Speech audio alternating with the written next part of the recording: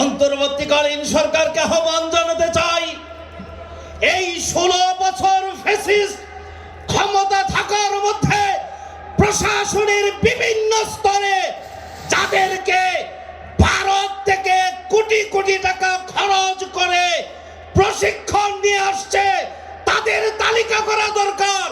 কি শিখেছেন, এখন তারা কি ইমপ্লিমেন্ট করছে? প্রিয় ভাইরা আমার, আজকে বাংলাদেশের অবস্থান তৈরি হয়েছে, যেখান থেকে আসছে সেখানগুলো। এই জন্য আহ্বান করতে চাই, আমরা আজকে যারা করতে চাই তাদের বিরুদ্ধে।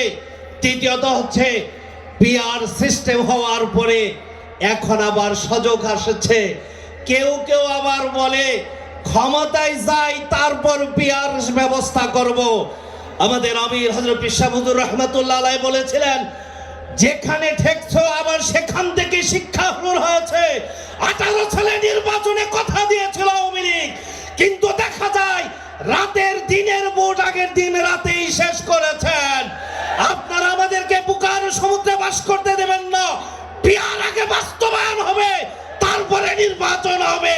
এই জন্য সর্বত্র পরিশেষে আহ্বান করতে চাই, টেকনাফ থেকে তেতুলিয়া, রূপসা থেকে পাতুরিয়া যুবকদেরকে আগামী বাংলাদেশ বিনির্মাণের জন্য, ইসলামী রাজ কায়েমের জন্য পীর সাহেব হুজুর চরমনার নেতৃত্বে তোমরা হুজুরের সামনে থাকবে, তোমরা হুজুরের ডানে থাকবে, তোমরা হুজুরের পায়ে থাকবে, তোমরা আমিরের পিছনে থেকে জান দিবে, মাল দিবে, সময় দিবে, রক্ত দিতে কে প্রস্তুত আছো?